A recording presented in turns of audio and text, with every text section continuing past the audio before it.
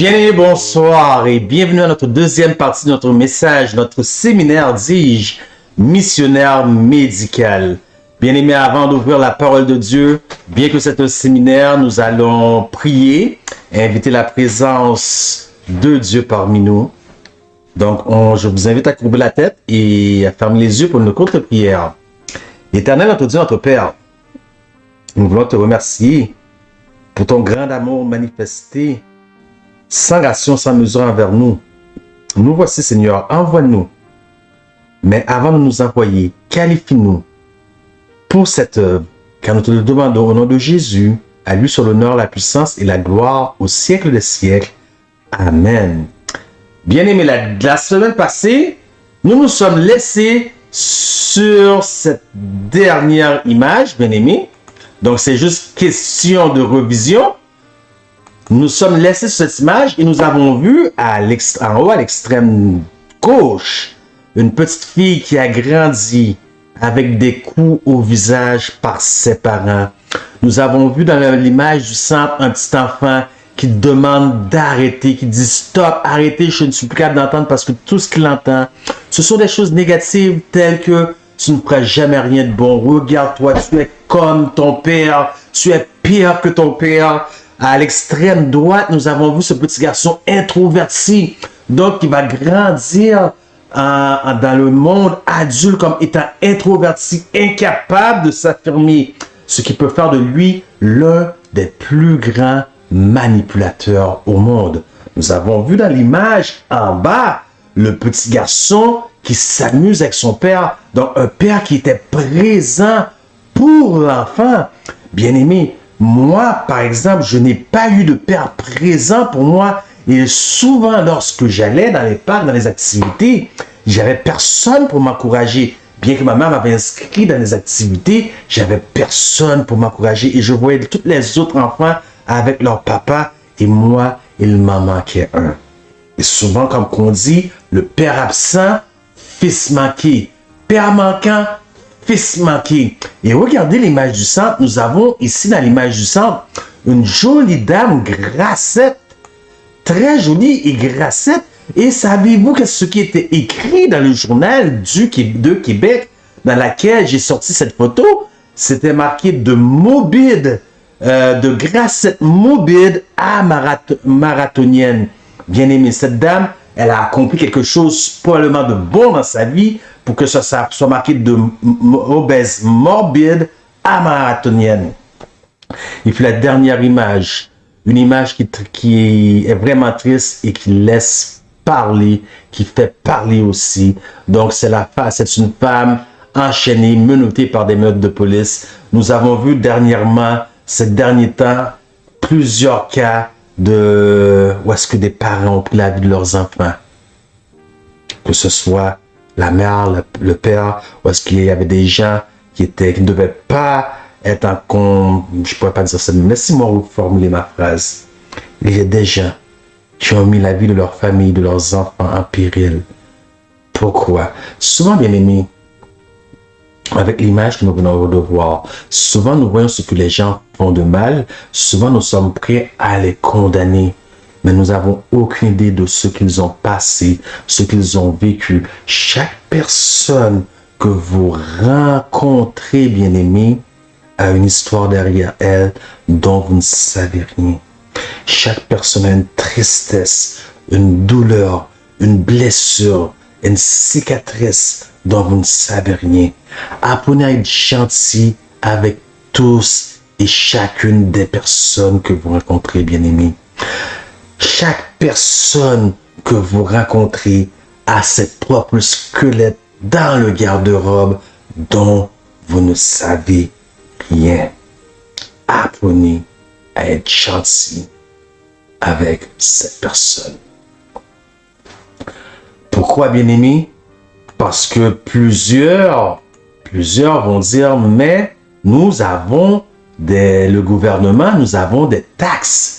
Et nous payons des taxes afin que des gens prennent soin de ces gens-là, afin que le gouvernement prenne soin de ces gens-là. Nous n'avons pas notre part à faire dans ce travail. Bien-aimés, laissez-moi vous dire que c'est complètement faux, cette façon de penser et voir les choses. Voyez-vous, les professionnels de la santé, les scientifiques, les érudits, ils ont examiné la pyramide de Maslow pour réaliser que tout ce qui est écrit en tant que besoin fondamental de l'être humain, c'est réellement vrai. Et le plus haut, le plus grand et le premier besoin fondamental de chaque être humain, c'est le besoin de s'accomplir, le besoin de se réaliser. Alors imaginez le petit enfant qui a entendu toute sa vie, tu ne feras jamais rien de bon, tu es comme ton père, tu es pire que ton père. Imaginez la femme qui a entendu depuis l'âge de 4, 5 ans, 6 ans, personne ne peut t'aimer, personne ne va t'aimer. Comment ils ont grandi, ils ont forgé ces paroles, car la Bible est claire, nous avons vu la semaine passée, que la vie et la mort sont au pouvoir de la langue. Tel qu'un homme pense, ainsi est-il. Alors ces personnes-là se trouvent un emploi peut-être dans un McDonald's alors qu'ils sont remplis d'intelligence et ce n'est rien pour juger ceux qui travaillent chez McDonald's. Nous parlons ici de personnes remplies d'intelligence mais qui dans leur esprit, ils disent mais je ne vaux rien. Dans leur esprit, ils disent je suis né pour un petit pain. Ils sont convaincus puisqu'ils ont entendu tellement longtemps des paroles. Donc, leur estime de soi a été affectée. Alors, bien aimé, votre rôle en tant que missionnaire médical, c'est d'augmenter leur estime de soi et leur placer dans un endroit où ils peuvent se réaliser. Peut-être un travail quelconque. Peut-être vous pouvez leur offrir un travail. Peut-être vous avez un compagnon, un cadre qui travaille dans tels endroits. Vous pouvez les donner l'opportunité de se réaliser puisque ces gens, dans le fond de leur cœur, ils ont tellement entendu des paroles méchantes qu'ils croient qu'ils ont été nés pour un petit pain. Et cela n'a rien à voir avec le travail de gouvernement. Et c'est ce que plusieurs des prédicateurs de la vérité présente nous disent. Nous payons des taxes au gouvernement, c'est leur travail. Mais que nous dit la prophète du Seigneur? Allons voir. Que nous dit la servante du Seigneur.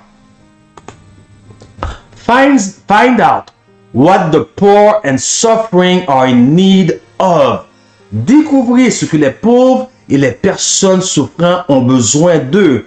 Et ainsi, dans l'amour et dans la tendresse, aidez-les, encouragez-les en leur donnant votre confiance, en partageant avec eux ce que Dieu vous a donné. Ainsi, nous ferons le travail que le Seigneur veut ainsi pour nous. Medical Missionary, 1er juin 1891, paragraphe 3. Et elle continue à dire, This is a part of the third angel's message. Cela fait partie du message du troisième ange qui, soit dit en passant, j'aime bien le répéter à mes auditeurs, le message du troisième ange, c'est le message de la justification par la foi et l'œuvre médicale. Bien aimé, l'œuvre médicale, c'est le bras droit du message du troisième ange. Donc, il est dit, then we will not be sounding the third angel's message unless we are doing this very thing. Ainsi, nous ne sonnerons pas, nous ne sonnerons pas l'alarme du message du troisième ange si nous ne faisons pas cela. Donc, bien aimé, inutile de dire, ben, c'est le gouvernement, on paye des taxes, c'est pas pour rien. Donc, et c'est pas une question de gouvernement. Écoutez, la servante du Seigneur nous continue. Elle nous dit, ne vous reposez pas jusqu'à ce que chaque jour soit brisé. Ce n'est pas possible pour vous de négliger cela et en même temps obéir à Dieu. Bien-aimé. Donc, il y a un travail à faire c'est de chercher quel est le besoin des gens, leur donner la valeur, leur mettre dans le bon contexte de la valeur qu'ils méritent. Souvent, ce sont des gens affligés, opprimés. Ce sont des aveugles. Souvenez-vous de la présentation de la semaine dernière. L'Esprit de Dieu est sur moi. Il m'a oint pour annoncer à qui? Aux captifs. Il y a beaucoup de gens qui sont captifs. Il y a des gens qui sont opprimés. Il y a des aveugles. Et je ne parle pas des aveugles physiques, mais des aveugles spirituels. Mais Jésus dit, l'Esprit du Seigneur est sur moi. Et en tant que missionnaire médical bien-aimé, vous devez être les yeux de Christ sur la terre, les bras de Christ sur la terre, les pieds de Christ sur la terre. Être un encourageur comme Christ. Voir le meilleur en chaque personne, bien-aimé. Voilà votre rôle en tant que missionnaire médical. Donc, si vous n'avez pas vu la première partie, donc il est important d'aller voir la première partie, puisque nous bâtissons chaque semaine sur la présentation qui a été faite auparavant. Donc, bien-aimé, lorsque les gens disent que ce sont des fonctions gouvernementales, moi je me retire. Donc, nous voyons que ça n'a fait pas partie du message du troisième ange. Ça ne fait pas partie de l'ordre, du marching order que Christ nous a donné. Il a dit, ceux qui sont décidés à se réformer doivent trouver un emploi. Car lorsqu'on peut travailler, il ne faut pas s'attendre à être nourri, vêtu et logé gratuitement. Il est donc indispensable, dans leur propre intérêt, aussi bien que celui des autres, qu'ils cherchent à produire l'équivalent de ce qu'ils reçoivent. Encouragez-les donc à subvenir à leurs besoins. Ainsi, la personne qui entend toute sa vie, tu ne feras jamais rien de bon.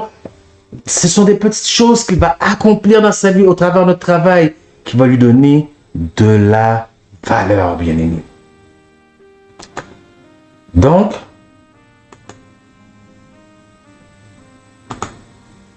partout se trouvent des gens auxquels la parole de Dieu n'a jamais été présentée et qui n'assistent à aucun service religieux.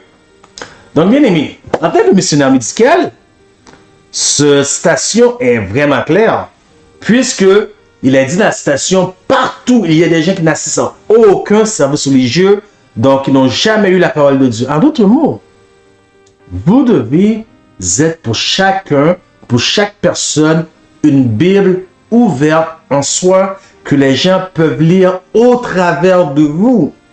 Puisque, comme j'ai dit la semaine passée, people don't care how much you know, they want to know how much you care. Et si tout ce que vous faites, c'est de citer des versets bibliques aux gens, vous ne faites rien de bon.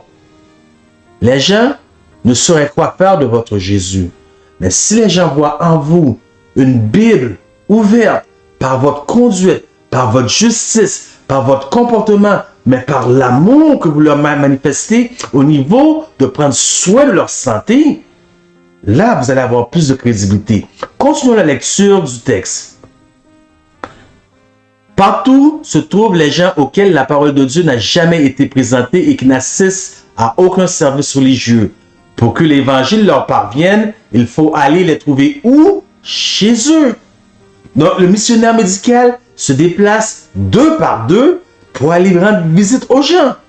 Or, le soulagement de leur souffrance offre souvent un moyen pour les aborder. Voyez-vous, lorsque vous soulagez leur souffrance, il vous ouvre une autre porte. Il vous dit, cette porte-là est ouverte.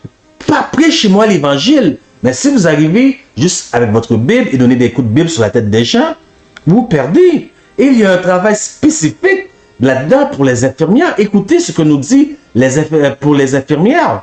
Les infirmières missionnaires qui donnent des soins dans les familles ou font des visites aux pauvres, ils rencontrent bien des occasions de prier et de lire des passages de l'Écriture et de parler du Sauveur. Elles peuvent intercéder en faveur de ceux qui manquent de volonté pour maîtriser leurs passions mauvaises, apporter un rayon de soleil dans la vie de ceux qui sont découragés. Écoutez bien la dernière phrase. Et leur témoigner par des actes de bonté, une affection qui les aidera à croire à l'amour du Christ.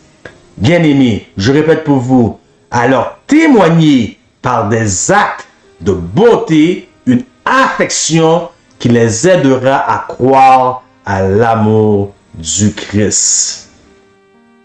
En d'autres mots, les actions parlent plus fort que les paroles. Vous allez à l'église chaque sabbat, bien-aimé. Ou pour vous, peut-être que vous allez à l'église le dimanche. Et puis vous chantez. Vous levez les mains en l'air. Mais qu'en est-il si l'Éternel vous disait, j'écoute pas ce que tu chantes. Je n'écoute même pas tes prières. Je ne suis point intéressé. Comment agiriez-vous? Que feriez-vous dans ce cas? Dans toute votre sincérité et que vous entendez Dieu dire cela. Eh bien, c'est le cas. Et c'est le cas de ce que le prophète Amos nous reporte ici dans Amos 5. Regardez ce que nous dit le prophète. Amos 5, 21 à 24. Je hais. J'haïs. C'est pas moi, c'est l'Éternel lui-même qui parle. Je hais, j'haïs, je méprise vos fêtes. Je ne puis sentir votre assemblée. En d'autres mots, bien-aimés, vous vous rassemblez devant l'Éternel et l'Éternel, il fait ça. Oh, l'Éternel, il fait ça. L'Éternel fait ça. Comment allez-vous réagir? Vous qui vous croyez tellement sincère que vous êtes sur la bonne voie. Et l'Éternel vous dit, je hais. Je méprise vos fêtes. Je ne puis sentir vos assemblées. Quand vous me présentez des holocaustes et des offrandes, je n'y prends aucun plaisir. Il est veau engraissé que vous sacrifiez en action de grâce. Je ne les regarde pas. Éloigne de moi le bruit de tes cantiques. Je n'écoute pas le son de tes luttes. On pourrait dire les guitares électriques aujourd'hui, les pianos, tous les instruments qui rentrent dans le sanctuaire aujourd'hui. Mais, écoutez, mais que la droiture soit comme un courant d'eau et la justice comme un torrent qui jamais ne tarit. Mais quoi? Mais que la droiture soit comme un courant d'eau et la justice comme un torrent qui tarit jamais. Pourquoi? Regardons la dernière citation, bien-aimés.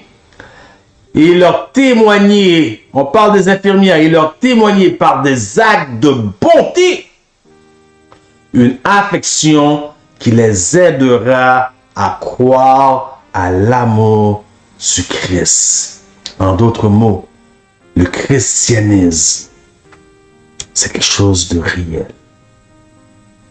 Ne le rendez pas irréel par vos actions irréfléchies. Ne le rendez pas irréel par vos désirs, mais vous n'êtes pas formé. Souvent, Dieu ira au-devant de vous pour préparer la voie.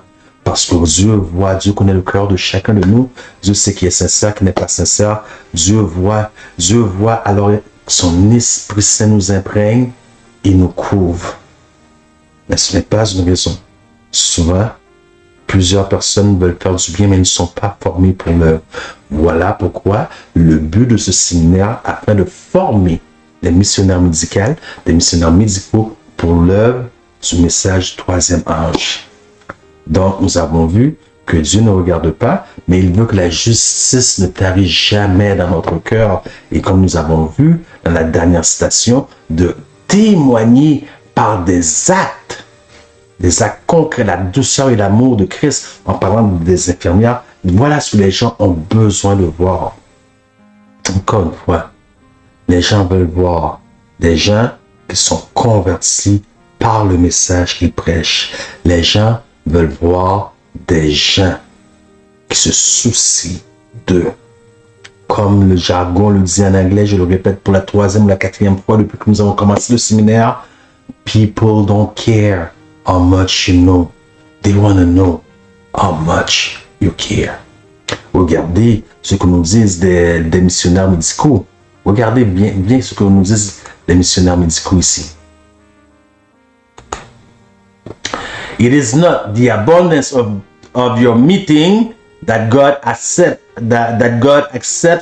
It is not the numerous prayer, but the right doing. Non, excusez-moi, ce n'était pas les missionnaires médicaux. C'est bien et bien une diapo de missionnaires médicaux, mais c'est la servante du Seigneur qui parle ici. Elle dit, ce n'est pas l'abondance de vos meetings, de vos réunions que Dieu accepte.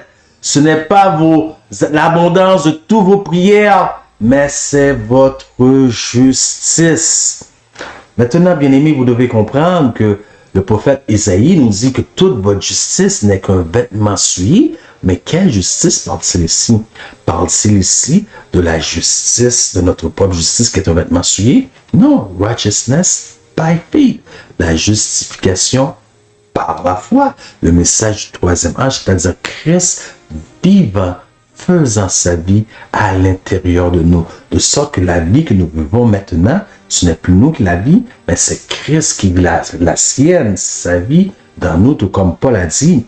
J'ai été crucifié avec Christ. Maintenant, si je vis, ce n'est plus moi qui vis, mais Christ vit en moi. Donc, c'est la justice de Christ qui se reflète. Et comment vivait Christ? Comment Christ passait ses journées? Il passait ses journées, non pas sermonné. Le ministère de Christ était 75% un ministère de guérison que de sermon. Il passait son temps à enseigner. Voilà le ministère du missionnaire médical. Enseigner, guérir. OK? Donc, voilà pourquoi maintenant, il est dit que ce n'est pas l'abondance de vos assemblées, ni l'abondance de vos prières, mais c'est votre right doing, justice. Votre justification, votre justice, vos bonnes actions, en d'autres mots. Maintenant, devenir missionnaire, pourquoi faire? Pourquoi faire devenir missionnaire et comment? Ce que vous devez savoir, bien-aimés, c'est que dans tout domaine, il y a un aspect. Il y a un aspect qu'on appelle l'éthique de travail dans n'importe quel domaine, que ce soit dans les hôpitaux, en restauration, que ce soit en la construction, dans le domaine industriel. Il y a un code d'éthique à respecter. Vous, en tant que missionnaire médical, vous devez comprendre que vous êtes aussi bien que vous êtes, votre rôle spécifique, c'est vraiment missionnaire médical. Mais vous devez comprendre que vous êtes une personne qui travaille aussi en relation d'aide. Une personne ressource en relation d'aide. Et l'un des codes d'éthique le plus haut pour ceux qui travaillent en relation d'aide, c'est le détachement. Bien-aimé, je ne vais pas stresser assez sur ce fait. C'est le détachement. Bien-aimé, pourquoi ça vous prend ce détachement? Parce que si vous n'avez pas du détachement, vous pouvez développer ce qu'on appelle du ressentiment envers la personne que Dieu a placée sur votre chemin pour lui offrir ce ministère, pour le dispenser du ministère que vous pratiquez. Si vous n'avez pas le détachement. Pourquoi? Parce que vous allez un exemple, donner une étude biblique, puis 2 jours plus tard, vous avez parlé de tel sujet, vous avez donné plusieurs études bibliques, vous avez parlé de tel sujet, et 2 jours plus tard, vous attendez une fausseté de la bouche de cette personne. Et vous dites, oh man, à quoi ça m'a servi? Est-ce que j'ai perdu mon temps? Regarde ce que cette personne a dit. Regarde ce que cette personne la pense. Est-ce que j'ai perdu mon temps? Votre temps est précieux, je le sais. Mais si vous pensez ainsi, c'est que vous n'avez pas travaillé sur le détachement. Voyez-vous, l'importance de travailler sur le détachement, c'est que peu importe ce que dit la personne, peu importe ce que fait la personne, en dépit du ministère que vous dispensez, cela ne va pas vous affecter. De sorte que vous ne sentirez jamais que vous avez travaillé en vain. Et si vous travaillez en vain, mais dans les conditions que l'Éternel vous a données, vous devez savoir que la promesse est claire. Celui qui sème avec des larmes récoltera avec joie. En d'autres mots, si vous ne développez pas le détachement, vous allez finir par croire et par faire croire à l'autre personne que vous êtes sa conscience. Sœur White est vraiment claire sur ce sujet. Elle a dit que personne ne se mette à un niveau afin de devenir la conscience d'une autre personne. Donc, si l'autre personne ne comprend pas assez vite, n'accepte pas assez vite, n'apprécie pas assez vite ce que vous faites, peu importe, ça ne vous appartient pas. Ça ne vous appartient pas. Sinon, vous allez développer ce qu'on appelle un conflit. Les conflits viennent souvent de l'intérieur. C'est là que partent tous les conflits de l'intérieur. Voyons voir, si vous n'avez pas le détachement en tant que missionnaire médical, quel genre de conflit que vous pouvez créer. Voyez-vous, vous n'avez pas de détachement. Donc, selon Ken Sande, un conflit se développe en 4 étapes. Ce qu'on appelle en résolution de conflit, la progression d'une idole. Première étape, je désire. Lorsque votre désir ou vos désirs ne sont pas rencontrés, elles se transforment en exigence. J'exige. Lorsque vos exigences ne sont pas rencontrées, elles se transforment en jugement. Je juge. Et comment je juge? Si cet homme, si cette femme était réellement sérieux dans son cheminement, si cet homme, cette femme voyait vraiment tous les efforts que je mets pour l'aider, si cet homme, cette femme, voyez-vous, il y a toujours le si dans le jugement. Puis finalement, je punis. Bien-aimé, je punis. Voyez-vous, vous avez passé du jugement pour punir. Donc, vous commencez à prendre vos distances. Mais la personne qui a été placée sur votre chemin par Dieu afin que vous puissiez lui dispenser ce ministère va s'en rendre compte. Va s'en rendre compte. Peut-être sans même le savoir. Cette personne avait placé toute sa confiance en vous. Une fois que vous avez détruit sa confiance, plus personne d'autre ne pourra l'approcher. Qui sait, si Dieu n'avait pas placé d'autres personnes, n'avait pas prévu d'autres personnes pour passer l'évangile maintenant. Mais vous venez de tout gâcher. Voyez-vous, vous venez de tout gâcher. Donc ça prend du détachement. Vous présentez un message. Vous présentez un service de dispensation à la santé. Les personnes le reçoivent, c'est leurs affaires. Ils ne le reçoivent pas, c'est leurs affaires. L'Esprit de Dieu fera le travail. Paul a planté, Apollos a arrosé, mais c'est Dieu qui fait grandir. Voyez-vous? Donc c'est important. Et c'est la troisième étape, je punis. Je juge, excusez-moi, je juge. Mais c'est beaucoup plus loin que Ken Sande et tous les groupes du Peacemaker Ministry. C'est juste, ça va aussi loin que dans la Bible. Voyons voir un exemple. Luc, chapitre 7, à partir du verset 36. Je lis pour vous. Luc, chapitre 7, à partir du verset 36. Il dit, un pharisien prie à Jésus de manger avec lui. Jésus entra dans la maison du pharisien et se mit à table.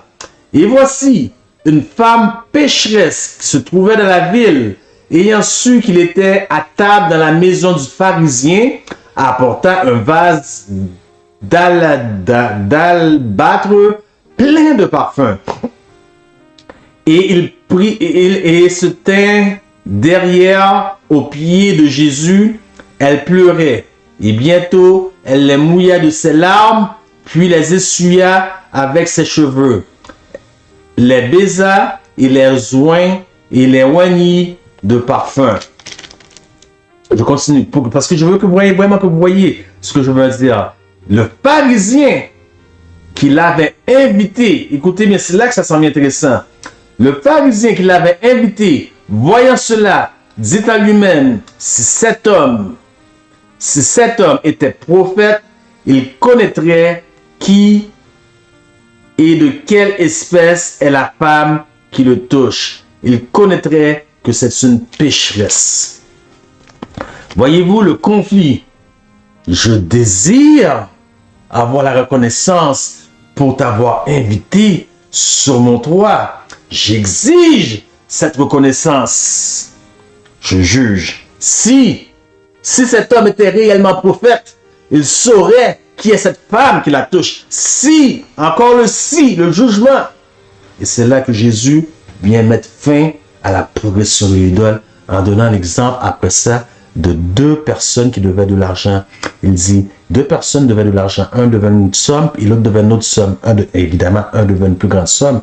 Il dit, toutes les deux ont eu leur dette remise. Alors, lequel des deux, l'homme qui a remis la dette, aimait le plus? Le pharisien répondit à celle qui avait la plus grosse somme d'argent. Ainsi en est-il, bien aimé. Celui à qui on manifeste beaucoup d'amour. Celui à qui on donne beaucoup d'amour manifestera en retour beaucoup d'amour. L'amour, ce doit être libre. En tant que missionnaire médicaux, bien aimé, vous devez avoir un amour pour les gens dont vous dispensez ce ministère. Puisque souvent, et c'est la mauvaise réputation que nous avons les adventistes du 7e jour, nous aimons la vérité plus que les gens.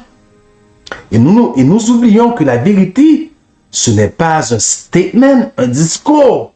Mais la vérité, c'est une personne. Je suis le chemin, la vie et la vérité. C'est une personne. C'est Jésus. Et comment pouvons-nous dire que nous aimons Jésus plus que ceux pour lesquels que Jésus a versé son sang? Comment pourriez-vous aimer Jésus plus que... Non, vous ne pouvez pas aimer Jésus plus que ce sang qu'il a versé. Le même sang qu'il a versé pour vous, c'est le même sang qu'il a versé aussi pour eux. Donc oui, vous devez aimer Jésus.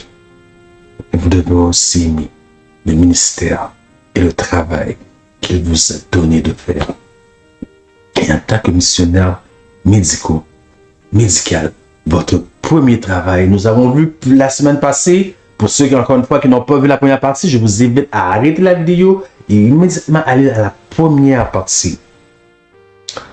Donc, pour ceux qui n'ont pas vu la première partie, nous avons vu la définition séculière de la santé. La définition séculière de la santé, c'est l'absence de maladie. Et la définition biblique, nous avons vu que la définition biblique, c'est tout l'être, le corps et l'âme en bonne santé. Donc, il se peut que les personnes que vous voyez, qui ont été placées sur votre chemin, ou les personnes que vous allez rendre visite, n'ont aucune maladie apparente. Mais souvenez-vous que c'est beaucoup plus lié à la santé mentale, émotionnelle, psychique, psychologique, la santé spirituelle, santé physique, santé financière, santé matrimoniale, santé sociale. Il y a plusieurs aspects à la santé. Et lorsque le docteur, lui, il fait quelque chose dans la Bible, ou lorsque on parle de guérison dans la Bible, le mot utilisé est sesoken. Tandis que lorsque Jésus, lui, il sauve, il délivre d'une maladie de quelque chose, il va jusqu'à la racine. Voilà pourquoi le mot utilisé est sozo, qui ne veut pas dire délivrer juste de la maladie, mais il a délivré à partir de la racine. C'est toute l'âme, le corps et l'être et l'esprit qui est guéri. Et si vous voulez que toute l'âme, le corps et l'esprit soient guéris, vous devez, en tant que missionnaire médical, avoir une bonne connaissance comment guérir les maladies. Bien-aimés, comment sont rentrées les maladies chez l'être humain? La plupart, la majorité des maladies, pour ne pas dire 100% des maladies, parce que je suis tenté à dire 100% des maladies, sont entrées chez l'être humain par l'introduction de la nourriture. Voilà pourquoi Ève, dans le jardin, le serpent s'adresse à elle et dit, est-il vrai? Dieu a-t-il réellement dit? Dieu a-t-il réellement dit? Donc, le but du serpent, qui servait de médium à Lucifer, bien sûr, puisque le serpent ne parle pas, le but du serpent était d'amener le doute dans la tête de Ève, afin de l'amener à goûter aux fruits défendus. Regardez où nous sommes rendus aujourd'hui, 6000 ans plus tard. Quelqu'un a mangé quelque chose qu'il ne fallait pas. Maintenant, regardez, considérez le ministère de Jésus. Où commence, où débute et comment débute le ministère de Jésus? Après son baptême, il fut apporté par l'Esprit. Par l'Esprit. Le texte est clair. Dans le désert pour y être tenté. Donc, le diable ne se présenta pas à lui une semaine, 10 jours, 15 jours, mais après 40 jours, parce qu'il avait faim. Écoutez ce qu'il a dit. Si tu es le Fils de Dieu, ordonne à ces pierres de se changer en pain. Même tactique que Ève, mettre le doute. Si tu es le Fils de Dieu, Jésus savait qu'il était. Il n'avait rien à prouver. Cessez de vous prouver. Cessez de chercher de vous prouver. Certaines personnes vont attaquer votre crédibilité parce qu'ils vous voient telle chose, ils ont vu telle chose de vous. Cela m'est tous arrivé. Ça fait partie du cheminement. Les gens arrivent dans votre vie lorsque vous êtes au chapitre 9. Ils n'ont aucune idée des 8 premiers chapitres qui se sont passés. Ils n'ont aucune idée des 10 autres chapitres que Dieu réserve pour vous. Ils regardent juste le chapitre 9 sans même savoir. La pire des choses, c'est d'essayer de vous justifier. Ne cherchez pas à vous justifier. Ne cherchez pas à prouver. Jésus savait exactement qui il était. Et immédiatement après son baptême, la voix du Seigneur s'est fait entendre. Il n'a pas encore guéri personne. Il n'a pas encore fait de miracle. Il n'a pas encore prêché aucun sermon. Immédiatement après son baptême, la voix de Dieu s'est fait entendre. Celui-ci est mon fils bien-aimé en qui fait toute ma joie. Voyez-vous, là où le péché est rentré, là où Adam a échoué, là, Jésus a vaincu. Donc, tous les péchés viennent à partir de la nutrition. Donc, il y a une relation entre le péché et ce que nous mangeons. Nous allons y revenir plus devant. Ok? Pas aujourd'hui. Donc, il y a vraiment une relation entre ce que nous mangeons et le péché. Donc, si le péché, le mal, les maladies sont rentrées à partir de la nutrition, donc, pour les sortir, pour les extirper du corps humain, ça va être aussi à partir de la nutrition. Cependant, en tant que missionnaire médicaux, excusez-moi, vous devez savoir et connaître ces choses-là, car en tant que missionnaire médical, vous ne pouvez pas, d'aucun moyen, essayer de guérir des gens à partir de drogue. Le mot est en anglais. En français, c'est des médicaments. Pourquoi? que fait les médicaments? Les médicaments, donc l'estomac, c'est le deuxième cerveau. En haut dans l'estomac, vous trouvez les mauvais microbiomes et en bas, vous trouvez les bons microbiomes. Et lorsque le médicament vient, les mauvais microbiomes s'esquivent et c'est les bons microbiomes qui vont mourir, ce qui va laisser votre système immunitaire s'affaiblir à un tel point que vous allez dégénérer. Donc les médicaments, lorsqu'elles ne guérissent pas, elles finissent par tuer. D'ailleurs, juste par l'haleine buccale, je peux savoir qui prend des médicaments, qui ne prend pas de médicaments. Plus que dans l'haleine buccale, il y a des gens, donc ça sent le fort intérieur, ça sent vraiment l'intérieur. Là, c'est pas comme une mauvaise haleine, comme parce que vous avez mangé de l'ail. C'est vraiment une odeur désagréable dans la laine buccale. Donc, les gens, des fois, ça peut aller jusqu'à une odeur d'excrément. Ainsi, c'est puissant. La détérioration de l'intérieur. Donc, voilà ce que fait les médicaments. Bien aimés, mettez un peu de côté les médicaments. Voyez-vous ce qu'il est écrit dans la réforme? Dans la pratique de notre réforme médicale, en parlant des drogues, en parlant de l'usage des drogues dans nos institutions, c'est complètement contraire à la lumière que l'Éternel a été content de nous donner. Donc, le business de médicaments a causé plus de tort à notre monde et tué plus de gens qu'elle en a guéri. Donc, vous voyez, c'est Letter 69, 1898. Drug medication is to be discarded. Donc, les drogues et médications doivent être enlevées à tout prix. On this point, the conscience of a physician must be kept tender and true and clean.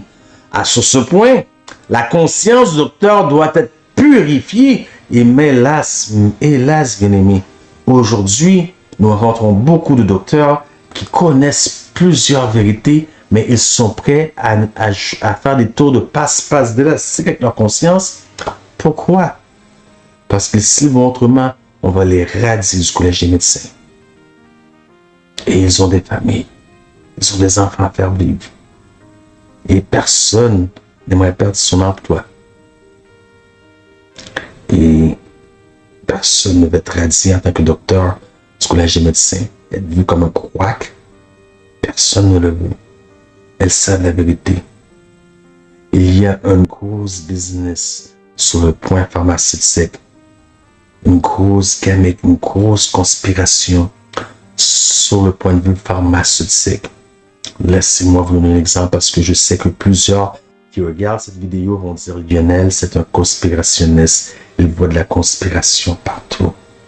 Laissez-moi vous donner un exemple. Les pilules de Tylenol rouge. Vous me comprenez? Du groupe Bayer.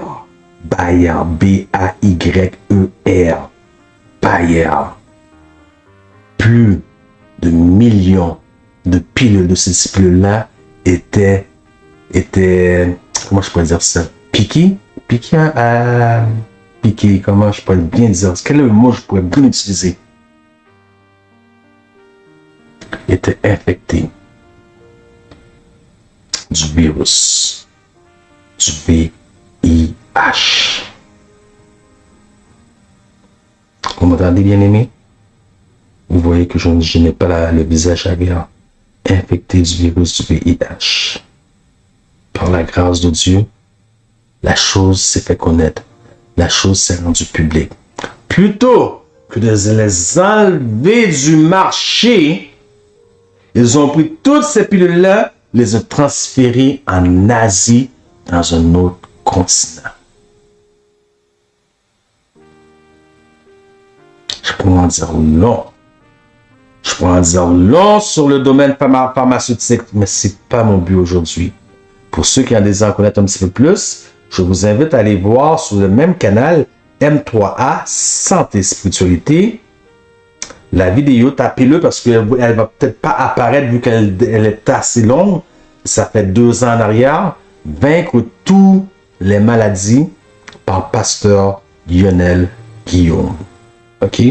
Vaincre toutes les maladies par pasteur Lionel Guillaume. Donc, vous allez voir qu'il y a un problème avec les médicaments. En tant que missionnaire médical, votre rôle n'est pas de présenter et de prescrire ni de guérir sous aucune façon avec des médicaments qui sont des drogues, mais plutôt avec de façon naturelle. Et l'une des façons la plus naturelles que vous pouvez apprendre à guérir, c'est comment apprendre à guérir avec ou à partir de l'eau. Voyez-vous, le corps a besoin d'être détoxifié. Et lorsque vous y mettez de l'eau à l'intérieur, l'une des façons les plus importantes que vous pouvez apprendre à détoxifier le corps, c'est l'eau. L'eau guérit beaucoup de maladies. Beaucoup. Laissez-moi vous donner des exemples des bienfaits de l'eau et quelles sont les maladies spécifiques que l'eau peut guérir. Laissez-moi vous donner un exemple et vous allez comprendre et vous allez voir pourquoi l'importance de bien connaître comment guérir les maladies est important pour nous, les missionnaires médicaux. Donc, nous avons vu ici notre dernière slide qui dit « The inclination to use drugs which kill if they do not cure ». Les médicaments tuent lorsqu'ils ne guérissent pas. Need to be guarded against. Il doit avoir une mise en garde contre les médicaments.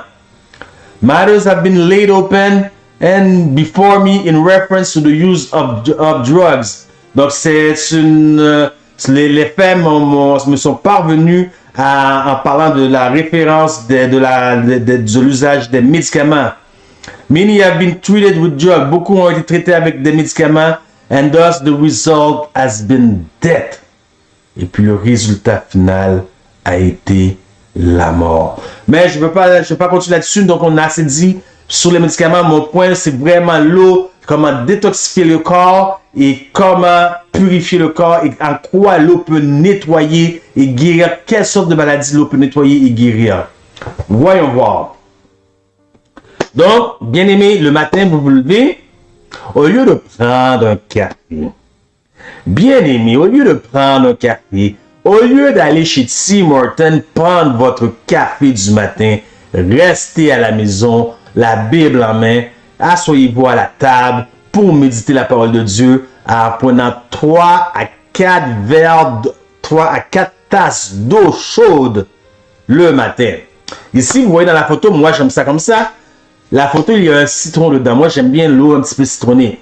Mais l'eau chaude, c'est un peu plus porté vers le tiède. Ça doit être un point dont je tiens à vous dire. Pas trop chaud, mais porté vers le tiède. Parce que les deux extrêmes peuvent nuire à l'estomac. Le foie, 100% que ça va nuire à l'estomac. Lorsqu'on parle d'eau, il faut prendre l'eau à partir de la température de la pièce ambiante. Jamais de l'eau froide.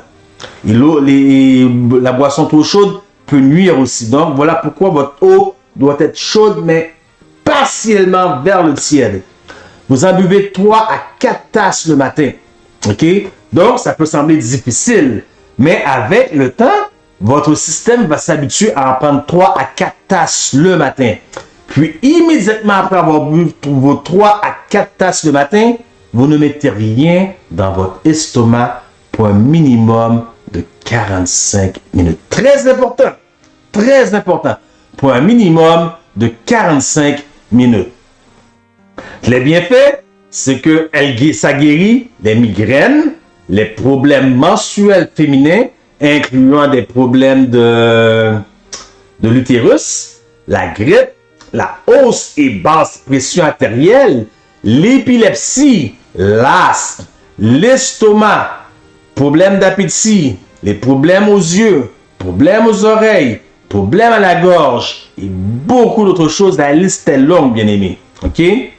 Donc, je continue pour vous.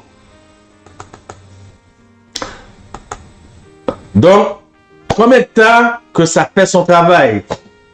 Et ici, nous avons un docteur japonais qui endosse le tout comme quoi que c'est vraiment une vérité. Donc, combien de temps ça prend pour faire son travail dans ce contexte-là? Pour ce qui est du diabète, ça prend 30 jours. Imaginez que vous buvez 3 à 4 tasses d'eau le matin, vous en buvez 3 à 4 tasses d'eau le midi, 3 à 4 tasses d'eau le soir. Ça prend 30 jours pour éliminer tout problème de diabète. La pression sanguine artérielle, un autre 30 jours. Problème d'estomac, 10 jours. Maladie cardiaque, 30 jours. L'asthme, 4 mois. Cholestérol, 4 mois. Les problèmes féminins, 15 jours. Et la liste encore est longue et j'en passe, bien-aimés. J'en passe. Maintenant, une autre chose que vous devez savoir, c'est que l'eau est très importante. Très, très, très important. Une autre chose que vous devez savoir au niveau de l'alimentation, c'est comment garder votre corps à un niveau alcalin. Encore une fois, il y a une vidéo qui a été faite là-dessus. Nous sommes forts à M3A Santé et Spiritualité. Voilà le but de notre existence. C'est vraiment la santé, que ce soit au niveau spirituel, que ce soit au niveau émotionnel, que ce soit au niveau physique. La santé est très importante. Donc, un autre aspect que vous devez savoir en tant que missionnaire médical, c'est comment garder le corps à un niveau alcalin. Pourquoi? La question se pose, pourquoi garder le corps à un niveau alcalin? Parce que, bien aimé, aucune maladie, et vous m'avez compris, aucune, que ce soit sida, VIH, sida, VIH, c'est la même chose, que ce soit COVID-19, COVID-21, qui s'en vient bientôt, la 3e vague qui vont bientôt sortir, que ce soit cancer, peu importe la maladie, vous le nommez, bien aimé, aucune maladie ne peut subsister dans un environnement alcalin. Donc, vous devez contrôler votre potentiel d'hydrogène, pH. Qu'est-ce que le potentiel d'hydrogène? C'est que plus que le corps va vers la gauche, plus qu'elle est acide. Et plus qu'elle va vers la droite, plus qu'elle est alcalin. Donc, le contrôle du potentiel d'hydrogène le mieux équilibré, c'est un niveau de 7,36 préférablement. Pour certaines personnes, ça peut commencer à partir de 7,1, mais c'est 7,36 préférablement. Voilà un exemple du potentiel d'hydrogène. Donc, ce sont des exemples comme tels. Et vous pouvez voir les aliments aussi sur l'Internet. Et encore une fois, bien aimé, de grâce. Lorsque nous parlons d'Internet, bien aimé, il se peut que vous voyez des nutritionnistes. Et ils ont peut-être été à la même école ou différentes écoles, mais ils disent des choses différentes. Il se peut que vous voyez certains sites sur Internet. C'est rendu maintenant que les gens peuvent poster n'importe quoi. Comment faire le tour de tout? Comment contrôler le tout? Comment savoir ce qui est bon, ce qui n'est pas bon? Les gens disent n'importe quoi, tout le monde absorbe tout et quoi tout. Mais pour ce qui est au niveau des produits aliments, des aliments alcalins, c'est quand même assez juste. Mais pour le reste, je vous demanderai de faire très attention, bien aimé. Certaines personnes inventent des découvertes, ils les mettent là, et les gens croient, c'était découvert par telle personne. Qui est complètement faux. Cette personne n'a rien découvert. C'est quelque chose qu'il a inventé par lui-même, et vous croyez tout ce qu'on vous dit. Parfois, ça me fait mal de voir des gens qui croient tout ce qu'ils entendent, sans même aller vérifier.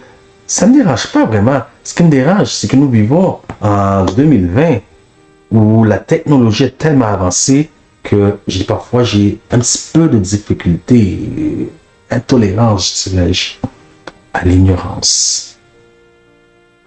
Il n'y a pas de raison de vivre dans l'ignorance, pas dans la technologie que nous avons. Donc, nous avons vu le potentiel d'hydrogène. Maintenant, nous allons voir 5 à 6 aspects de la nutrition. Parce que c'est très important. La nutrition, c'est qu'est-ce qui est très important. Lorsque nous parlons de nutrition, nous devons considérer ces 5 à 6 aspects. Premier aspect que nous devons considérer, c'est les couleurs. Pourquoi les couleurs? Parce que dans les couleurs se trouvent les vitamines. Si vous mettez un poivron rouge dans votre poêlonne et que le poivron sort brun, mettez-le s'il vous plaît à la poubelle. Il ne reste plus rien mais absolument plus rien de bon dans ce poivron. La peau fortifie le système immunitaire, excusez-moi. La peau fortifie le système immunitaire, mais souvent nous pelons la peau. Ne le faites plus. Gardez la peau. La peau, c'est bon pour la flore intestinale aussi. La texture, j'aime bien donner l'exemple des brocolis. Vous mettez le brocoli, moi, quand je cuisine, que ce soit brocoli, carottes, légumes, je cuisine toujours à vapeur. Jamais plus de 2 à 3 minutes. Je mets mon feu à haute ébullition, je baisse le feu, je prends la vapeur et je mets mon aliment. Et puis, je reçois mes légumes croustillants. Sinon, qu'est-ce que ça fait? Vous mettez, un exemple, votre brocoli direct, et puis, comment ça vient? Ça devient tout mouchi. Et donc, vous avez des fibres, aucune vitamine, aucune protéine, rien de valeur nutritive à part que des fibres. Comprenez-vous?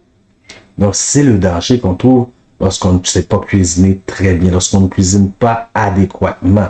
Et bientôt, nous allons avoir des cours d'alimentation. Nous allons voir tout le côté pratique de la matière. Restez avec nous, partagez les vidéos, connectez-vous, mettez des pouces, partagez en masse pour faire connaître aux gens.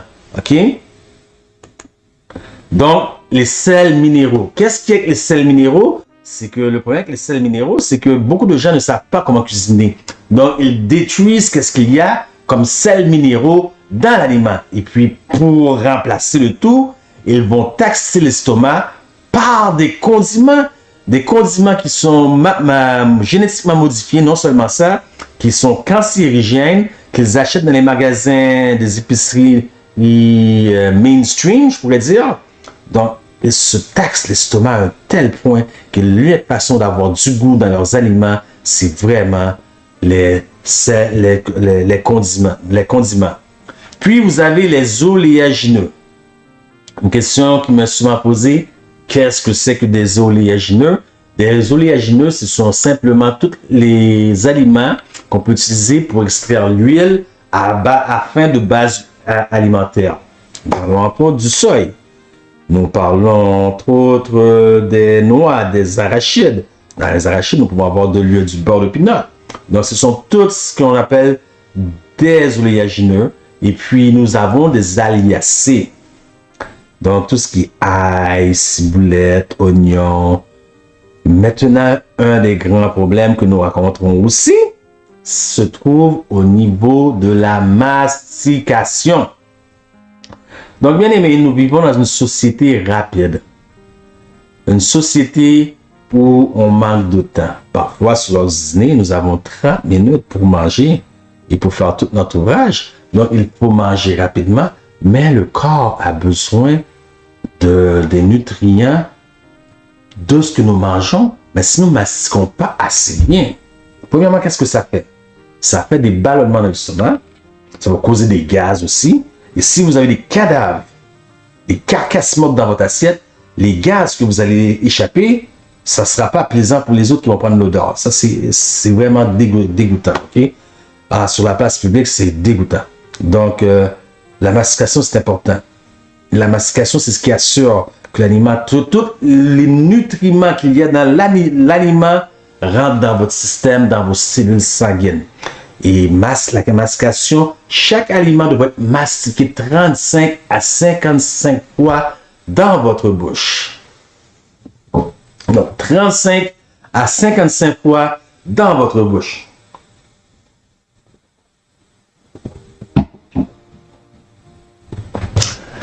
Je ne sais pas si la caméra est assez pour me filmer pendant que je buvais, mais il y a une façon aussi de voir. Si vous buvez comme ça rentre, vous gonflez de votre estomac. Vous devez aussi, c'est comme l'eau, le liquide, c'est comme du vin. Bon, je sais que pour nous, les adventistes, nous ne buvons pas d'alcool, mais je n'ai pas toujours été adventiste. Voyez-vous? Ça fait 22 ans aujourd'hui, maintenant, 21 ans, 22 ans, peut-être je me trompe, mais écoutez, lorsque je buvais mon vin, c'était important pour moi, de chaque côté, de chaque jour, de goûter ce vin-là. Voyez-vous? Laissez-moi vous montrer.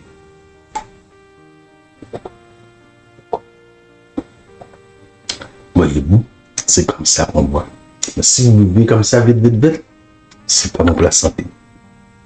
Donc, il y a une façon de mastiquer et une façon de boire si vous êtes en santé, en bonne santé. Puis finalement, comme je l'ai déjà parlé et j'en parle souvent, l'alimentation ABC, qui est 70% cuisiné. Non, excusez-moi, 70% cru, 30% cuisiné. Ça fait toute une différence. 70% cru, 30% cuisiné. Donc, voilà l'alimentation idéale. Voilà comment manger et être en bonne santé.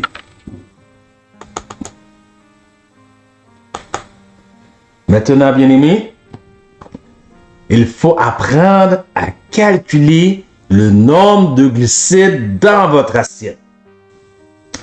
Sur le côté de chaque aliment se trouve poche code barre, toutes les valeurs nutritives. On vous dit combien de glucose, combien de protéines, combien de lipides, combien de chaque chose, par exemple, qu'il y a dans l'aliment. Ce n'est pas pour rien. Souvent, nous nous présentons au supermarché et nous ne lisons même pas les étiquettes. Et nous préparons des repas, nous dépassons de loin le niveau de glucides ou de carbohydrates qu'on devrait rencontrer dans l'assiette. Et nous le dépassons de loin et pas juste avec 1, avec 2 et 3 repas. OK? Donc, il faut prendre le temps de calculer combien de glucides. C'est très important, bien aimé. Puisque le jour, peu importe ce que vous mangez, malgré que ce n'est pas bon de manger, de mal manger, de manger des choses qui ne sont pas santé, mais peu importe ce que vous mangez, le jour, OK, votre métabolisme brûle tout. Une fois le soir, dépassé 5 heures, 6 heures, cela se transforme en gras, en graisse, jusqu'au lendemain. Donc, vous storez constamment de la graisse. Après ça, vous vous ramassez avec des maladies comme l'hypertension, le diabète, haute et basse pression artérielle à cause du gras qu'il y a dans le bas du corps qui monte jusqu'au foie, qui monte parfois jusqu'au cœur. Voyez-vous le danger? Donc, c'est très important que vous contrôlez la quantité de glucides et que vous limitez votre consommation de repas à un minimum de 2 repas par jour. Souvent,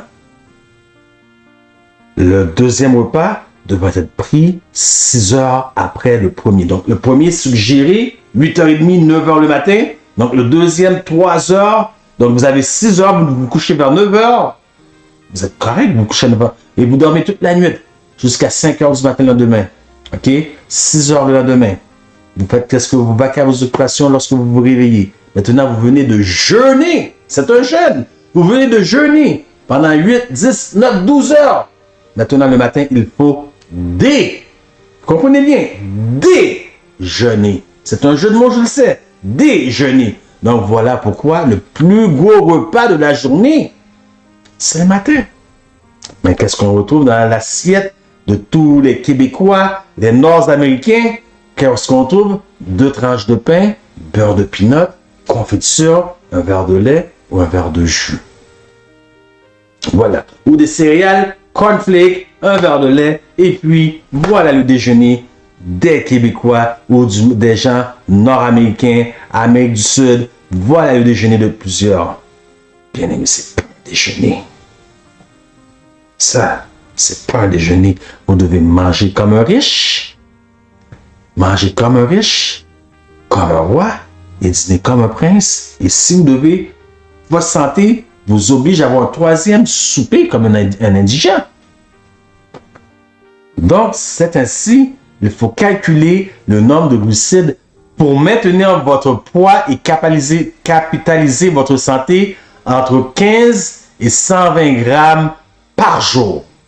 Pour perdre du poids, entre 15 et 80 à 100 grammes de glucides par jour.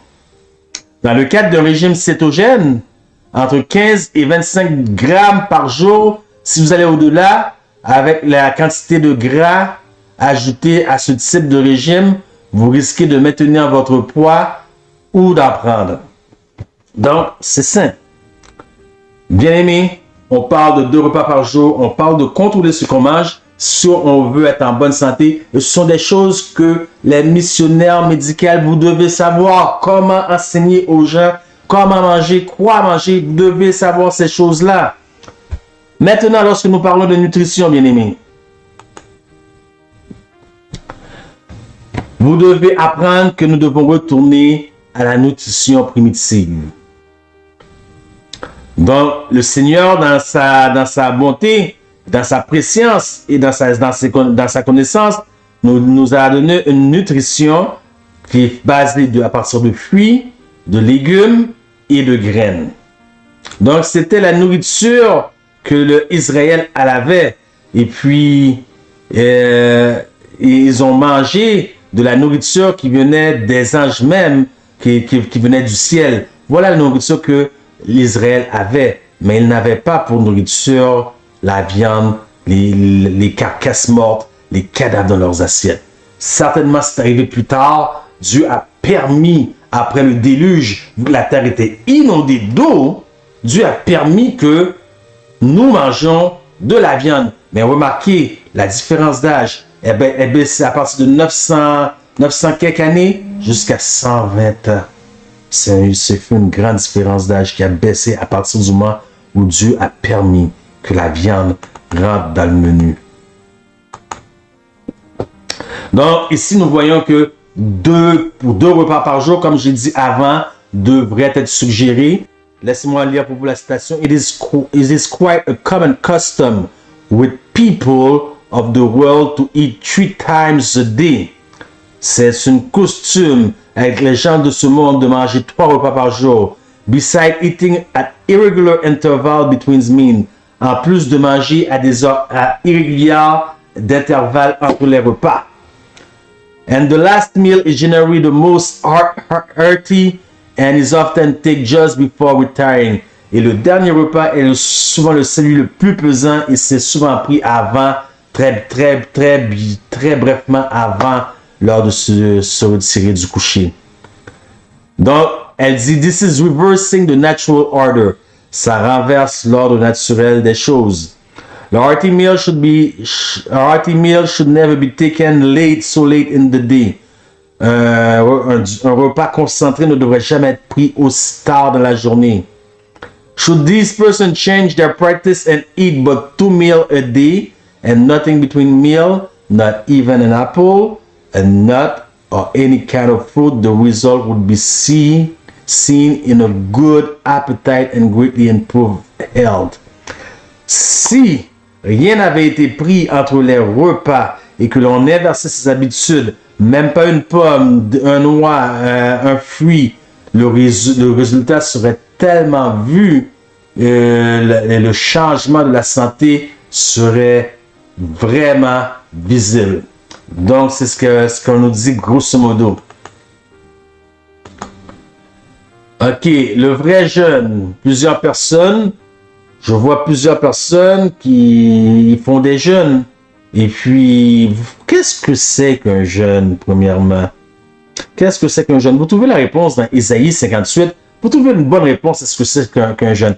Alors, les personnes qui disent, mais moi, je ne vais pas manger. Écoutez, vous pouvez dire que vous n'avez pas mangé. Pourquoi ne pas manger? Pourquoi ne pas manger? C'est la question à se poser. Pourquoi? Puisque votre corps a besoin d'aliments. La nourriture sert de nutriments pour le corps. La nourriture sert de gasoline pour le corps. Alors pourquoi cesser de manger? Quelle réponse donnez-vous à ça? Je ne parle pas aux missionnaires médicaux qui écoutent pour la formation. Je ne parle pas aux ceux qui sont là pour le séminaire. Je parle aux autres personnes, monsieur tout le monde, qui écoute présentement sur mon canal YouTube et qui me dit, moi, je ne mange pas. Quelle raison me donnez-vous à ça? puisque le corps a besoin. Alors, on jeûne pourquoi? On jeûne parce que, voilà pourquoi la raison qu'on jeûne. Premièrement, ok? Vous ne contrôlez pas ce que vous mangez. Et vous mangez entre les repas. Donc, il y a un temps de digestion de 4 à 6 heures. L'estomac prend 4 à 6 heures. Ok? Pour digérer. Peut-être vous avez pris un sandwich. Dans votre sandwich, il y avait un œuf, une omelette avec des épinards. Une omelette aux épinards. Combien de temps prend l'omelette à l'épinard? Combien de temps prend votre pain blé entier? Ok? Puisqu'on ne mange pas des aliments de farine enrichis parce que c'est du sucre. Sucre égale cancer. C'est comme la graisse. C'est comme les carcasses mortes que vous mettez dans votre assiette. Tout ce qui est sucre, farine blanc enrichie égale cancer. Donc vous avez un pain brun, une omelette dedans, une omelette aux épinards dedans. Combien de temps ça prend pour se désagréger dans votre estomac? Réponse. 3 à 4 heures. Réponse. 3 à 4 heures. D'ailleurs, la majorité des aliments que nous mangeons, lorsque nous mangeons des bons aliments santé, ça prend entre 4 et 6 heures. Mais dans ce cas-là, ça prend 3 à 4 heures. 3 à 4 heures. Je remets 2 heures plus tard. Je prends une pomme, je croque. Mon estomac travaille toujours. Lorsque l'estomac voit la pomme descendre, l'estomac dit « Oh non, pas encore, je n'ai pas terminé. Je n'ai pas terminé à digérer, à transformer ce qui est déjà là. » L'estomac, et puis vous remettez quelque chose encore. Vous remettez quelque chose encore dans l'estomac. Vous taxez votre estomac. Que se passe-t-il, bien-aimé, lorsque vous taxez votre estomac, à un moment donné, l'estomac n'en peut plus. Donc, la personne qui jeûne va jeûner pour purifier son système parce qu'il l'a trop magané. Le système a besoin de repos. Sinon, elle arrête de fonctionner. Le système, voilà pourquoi vous jeûnez. Mais en dehors de ça, le vrai jeûne, je répète, le vrai jeûne pour ceux qui n'ont pas taxé leur estomac, le vrai jeûne en dehors de ça, ce n'est pas de ne pas manger. Le vrai jeûne ne consiste pas à ça. En anglais, ici, nous allons utiliser un jeu de mots, un mot de jeu. To hold fast. Hold fast. Et vous avez le mot breakfast. Vous avez le mot steadfast. C'est toutes des fastes, hein? Fast.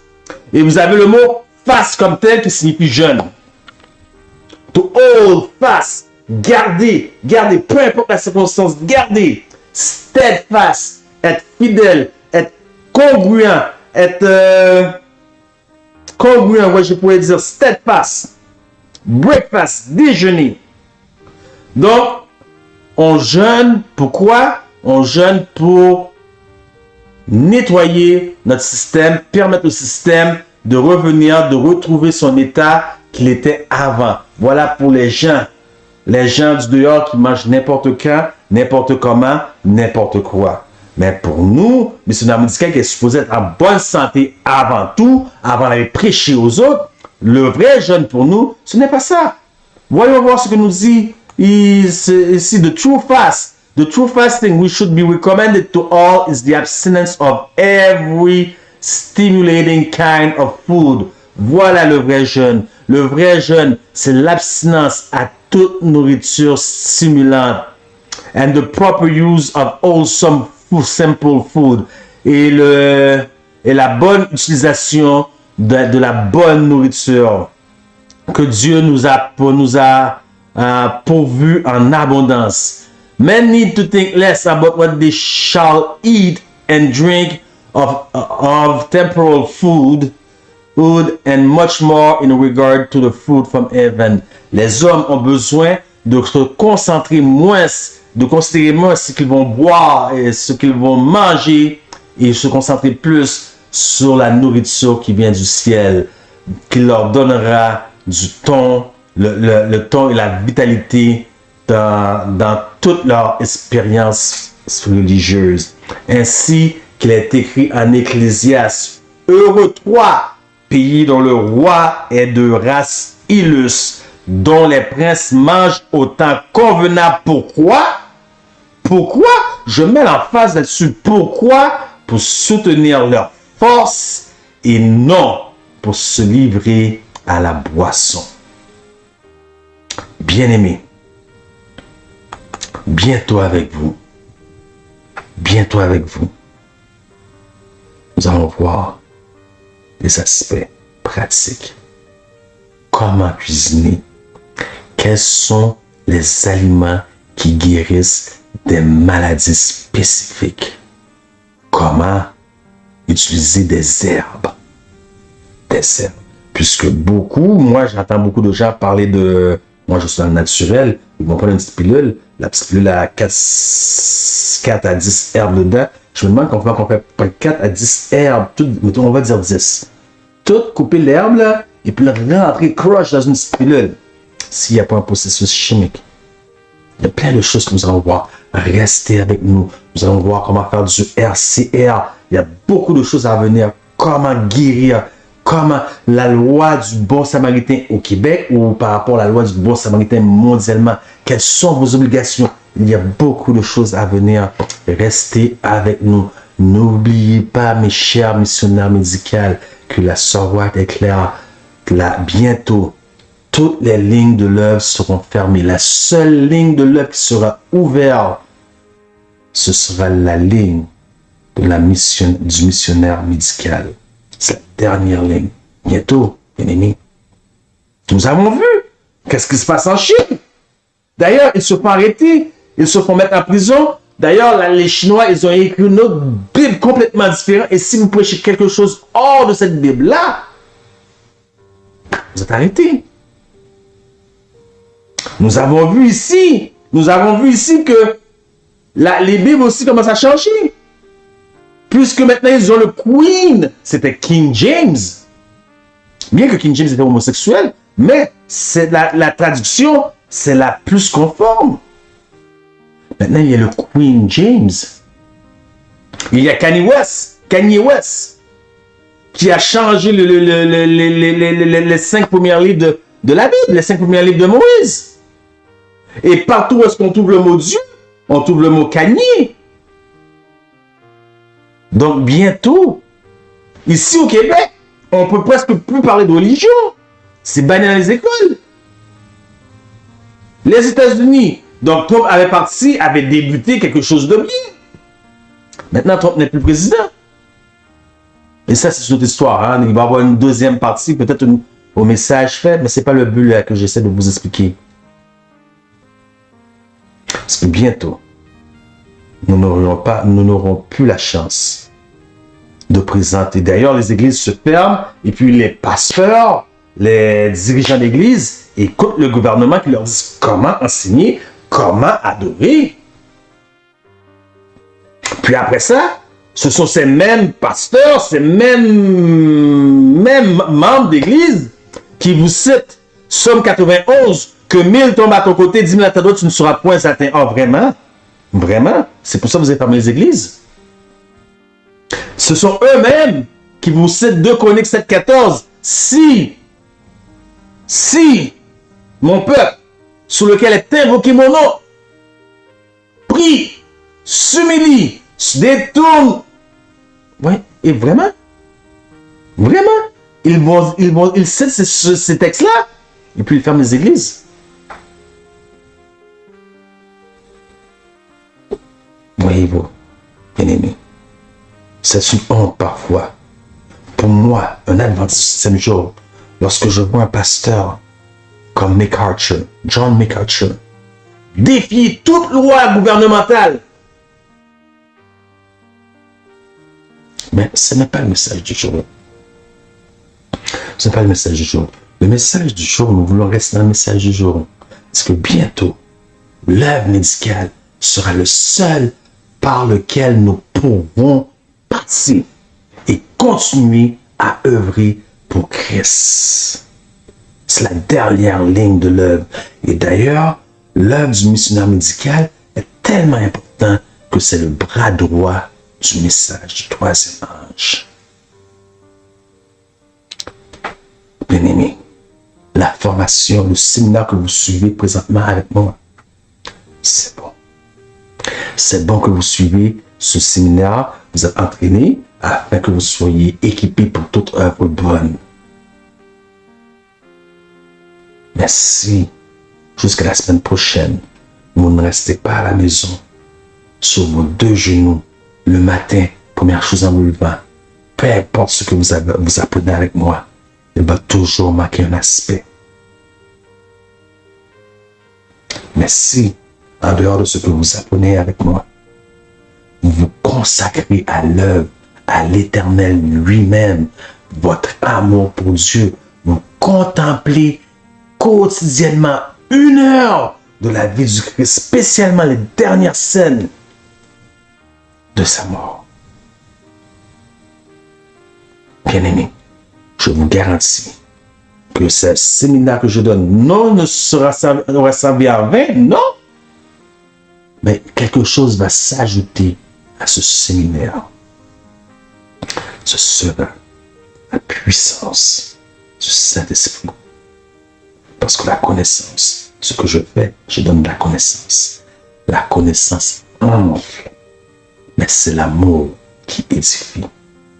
Bien-aimé, cet amour, vous ne pouvez pas l'avoir pour les gens si Christ ne l'a pas mis en vous, pour vous et pour lui-même. Et c'est en regardant les yeux fixés à Jésus que vous allez avoir cet amour. Bien-aimé, bientôt, nous allons avoir plusieurs séminaires. Et j'espère que Dieu me donnera la chance, l'Éternel me donnera la chance d'aborder ce séminaire aussi sur le mariage. Donc, il y a beaucoup de choses à venir. Donc, je vous invite à partager le plus possible. Je vous invite à inviter vos amis à aimer la page. Je vous invite à vous abonner. C'était votre serviteur, Jacques-Renal Guillaume, pour les ministères M3A, santé et spiritualité. Que Dieu vous bénisse. À la semaine prochaine, si Dieu le veut. Amen.